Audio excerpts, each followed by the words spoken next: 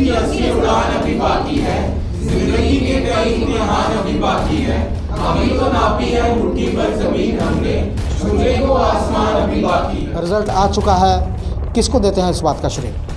Teacher सबसे पहले, Kapil sir, because school में भी यही फॉर्म टीचर थे और ट्यूशन भी इन्हीं से पढ़ी, तो सबसे ज़्यादा जो क्रेडिट है वो इन्हीं को जाता है। तो मेडिकल फील्ड में गए हैं तो प्रॉब्ली MBBS करेंगे या फिर किसी और रिसर्च इंस्टीट्यूट में जाएंगे। मेरा अभी तो मैंने नॉन मेडिकल ली है, तो मेरा एम यही है कि फ़िज़िक्स और मैथ्स की फील्ड में जाना और रिसर्च फील्ड में जाके एक साइंटिस्ट बनना। मैंने कॉमर्स फील्ड ली है और मेरा यही है कि एक सक्सेसफुल बिजनेसमैन बनना और एक रिमार्केबल बेंचमार्क क्रिएट करना। मैंने भी नॉन मेडिकल पकड़ा है एंड अभी मैं डाटा साइंटिस्ट बनना चाहता हूँ क्योंकि उसमें काफ़ी ज़्यादा स्कोप है एंड आप अपने और अपनी फैमिली को लग्जरियस लाइफ भी दे सकते हो। की असली उड़ान अभी बाकी है, जिंदगी के कई इम्तिहान अभी बाकी है।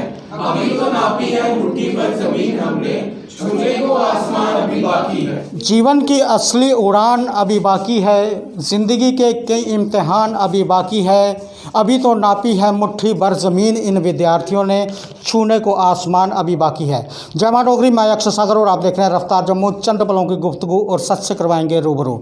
रफ्तार जम्मू के माध्यम से इस समय हम जम्मू के पलोड़ा क्षेत्र में स्थित NMCC इंस्टीट्यूट में मौजूद हैं और आपकी जानकारी के लिए बता दूं कि 2009 में इस NMCC इंस्टीट्यूट की नींव रखी गई थी और पिछले 13 सालों से ये इंस्टीट्यूट बेहतर प्रदर्शन कर रहा है और यहाँ के जो बच्चे हैं कड़ा परिश्रम करते हैं, मेहनत लगन से हर बार 100% रिजल्ट आता है इस इंस्टीट्यूट का।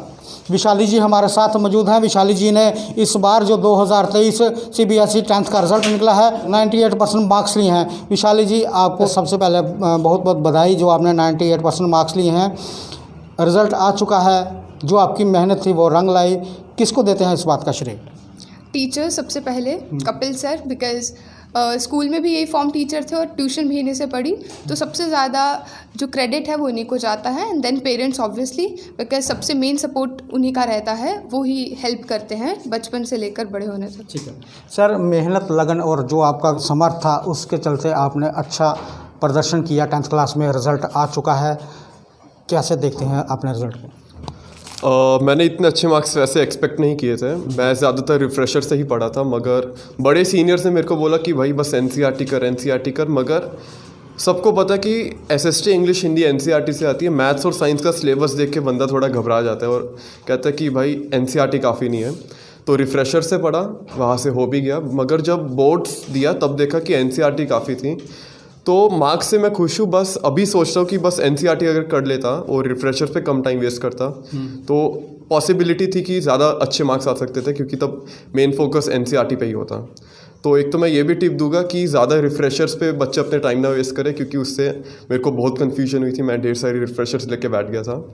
और 10th के बोर्ड ज़्यादा टफ, बहुत ही सिंपल है। बस स्कूल के प्री बोर्ड्स टफ होते हैं जिससे बच्चे थोड़े घबरा जाते हैं।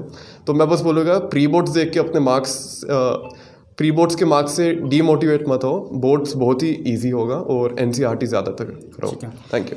मेहनत करने वालों की कभी हार नहीं होती, ये आप लोगों ने सब ने साबित करके दिखा दिया। रिज़ल्ट आपका आ चुका है, आपने अपने परिवार का और अपने इस इंस्टीट्यूट का नाम रोशन किया है। कैसे देखते हैं आपने इस सफ़र को?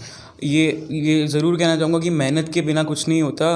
कई लोग जो कहते हैं कि नहीं हम ऐसे ही कर लेंगे सब कुछ, ऐसे नहीं होता, टाइम देना पड़ता है। और कई लोग जो 10-10, 12-12 घंटे बैठ के पढ़ते हैं वो भी इतना नहीं करना। हाँ, अगर आप शुरू से पढ़ोगे तो आपको इतना टाइम देके पढ़ने की ज़रूरत नहीं है, आपका एंड में अच्छा रिजल्ट ही आता है। ठीक है, जिस तरह से ये कह रहे हैं कि आप अगर लगातार पढ़ते जाओगे, रोज़ आप अगर पढ़ोगे तो आपको पढ़ाई में कभी भी मुश्किल नहीं आएगी। सर, सभी बच्चे यहाँ पर मौजूद हैं, आप भी यहाँ पर मौजूद हैं। 10th का रिज़ल्ट निकल चुका है, बेहतर प्रदर्शन आप सब ने किया है, कैसे देखते हैं? पहले तो हमने जब स्टार्ट हुआ था तब काफ़ी ज़्यादा बुरे मार्क्स आ रहे थे क्योंकि उस टाइम हमने इतनी प्रैक्टिस नहीं की। बट जैसे ही बोर्ड्स का टाइम आया, प्री बोर्ड्स का टाइम आया, तब ये दिमाग में आने लगा कि ये नहीं, अब कुछ करना है, अब कुछ करके दिखाना है। उस टाइम हमने करना शुरू किया एंड अब हम इतना अच्छा कर रहे हैं NMCC वाले ट्यूशन से।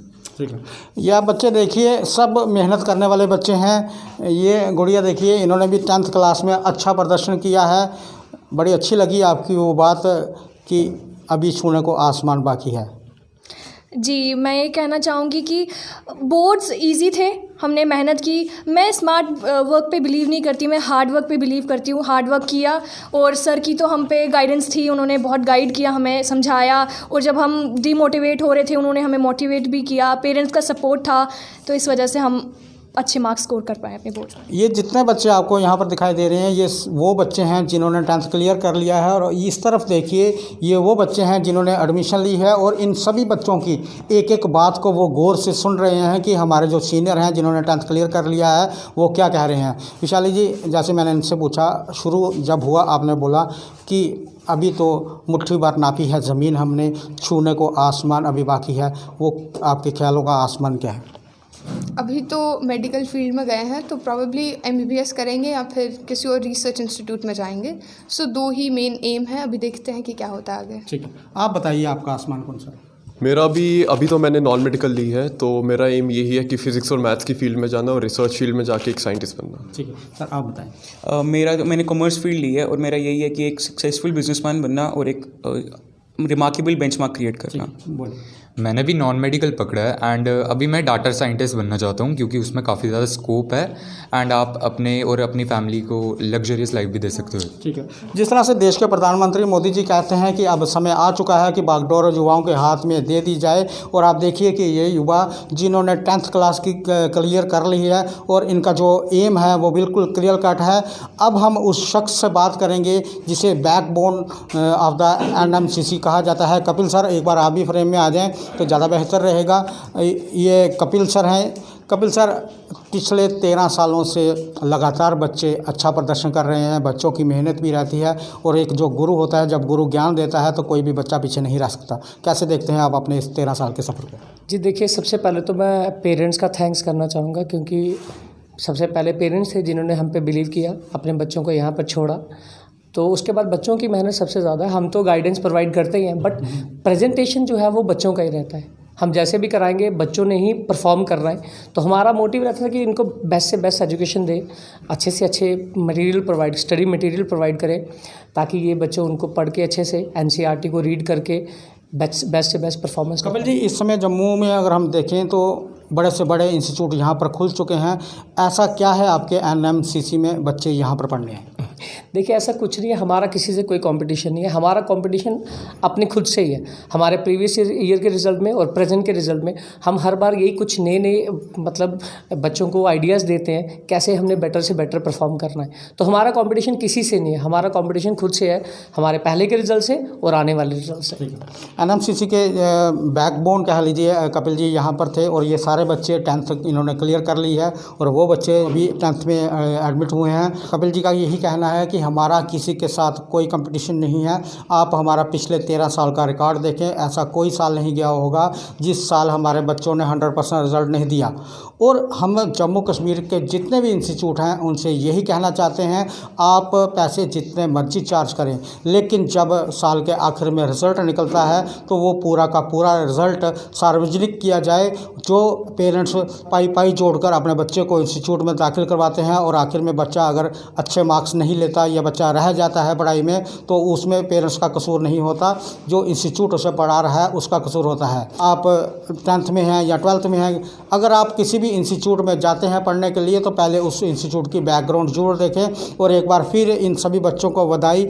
और विशाली जी, आखिर में आप हमारे दर्शक या जो बच्चे आपको देख रहे हैं, 98% आपने सिक्योर किए हैं, छोटी बात नहीं है, उन्हें कोई मैसेज दे दें।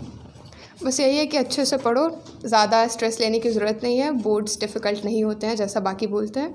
तो बस अब मज़े भी करो ज़िंदगी में और पढ़ो भी। और एंड में टेस्ट सीरीज़ जो होती हैं उनको अटेंड करो, बिकॉज़ पढ़ तो आप लेते हो बट एंड में वही चीज़ डिसाइड होती है जब आप टेस्ट देते हो, क्योंकि आपको पता लगता है कि आपको बोर्ड में कैसे एग्ज़ाम देना है, कैसे टाइम मैनेज करना है, और जो आपने पढ़ा है उसे प्रैक्टिकली कैसे प्रेजेंट करना है एग्जामिनर के सामने। विशाली जी, एक मूवी आई थी 3 इडियट, क्या आपको लगता है कि उस मूवी में से बच्चों को कोई सीख मिली होगी? हाँ, मूवी में से सीख तो मिल सकती है बिकॉज़ वो काफ़ी अच्छी मूवी है और यही है कि ज़्यादा एजुकेशन प्रेशर से अपनी ज़िंदगी भी ख़राब नहीं करनी होती। एक बार नंबर ख़राब आ गए तो उसका ये मतलब नहीं है कि ज़िंदगी में तुम कुछ कर नहीं सकते। ठीक है। जिस तरह से 3 इडियट मूवी में एक डायलॉग था, उसमें कहा गया था कि सक्सेस के पीछे मत भागो, आप मेहनत करो, सक्सेस आपके पीछे भागेगी। ये सारा चलचित्र आपने रफ्तार जम्मू के माध्यम से देखा। आगे भी देखते रहें रफ्तार जम्मू। जय जम्मू, जय भारत।